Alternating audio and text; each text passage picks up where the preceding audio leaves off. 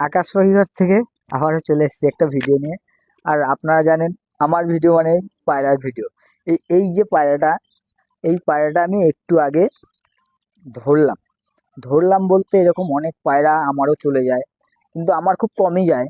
আমার যখন আকাশ খাবার দেয় বা মা খাবার দেয় তখনই আমার পায়রাগুলো হয়তো এদিক ওদিক ভয়ে ছড়িয়ে যায়।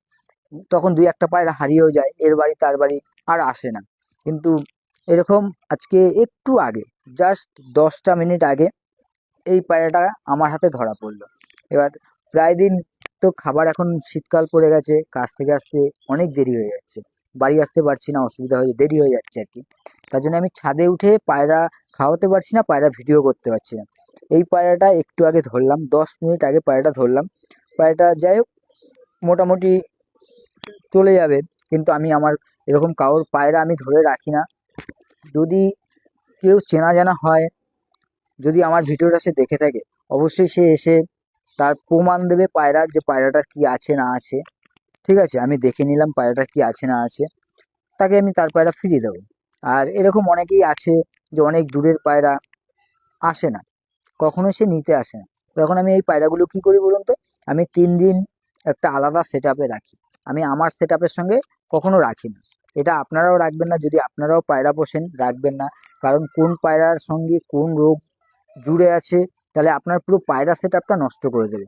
এই জন্যে একটা ভিডিও করা, যে নতুন পায়রা বা নতুন পাখি যখনই বাড়িতে আনা হয়, যদি ম্যাক্সিমাম পায়রা পাখি থাকে তখন যদি আনা হয়, তখন কি করতে হয়, এই নতুন পায়রাটাকে বা নতুন পাখিটাকে 3 দিনের জন্য আলাদা রাখতে হয়। 3 দিনের জন্য আলাদা রাখলে এই কারণে এইটাই হয়, বোঝা যায় যে তার শরীরে কোনো রোগ আছে কিনা। এর জন্য যদি রোগ না থাকে আপনি বুঝতে পারবেন, রোগ থাকলেও আপনি বুঝতে পারবেন। অনেকে যারা পায়রা পোষে, পাখি পোষে, তারা তো অবশ্যই বুঝতে পারবে। আমি তো যেরকম দূর থেকে দেখে বলে দেবো যে এই পায়রাটা এরকম হতে পারে, এই পায়রাটার এটা হতে পারে। এটা মানে আমি শুধু যে পায়রা পুষি সেই অভিজ্ঞতা থেকেই আমি বলছি। আমি কিন্তু এমনি বাড়িয়ে বলছি না, কারণ আমার বাড়িয়ে বলার ইচ্ছা আপনাদের কাছে নেই। আমি যেইটুক নিজে আমার রিয়েল ভাবে আমি করি, আমি সেটুকুই দেখাই।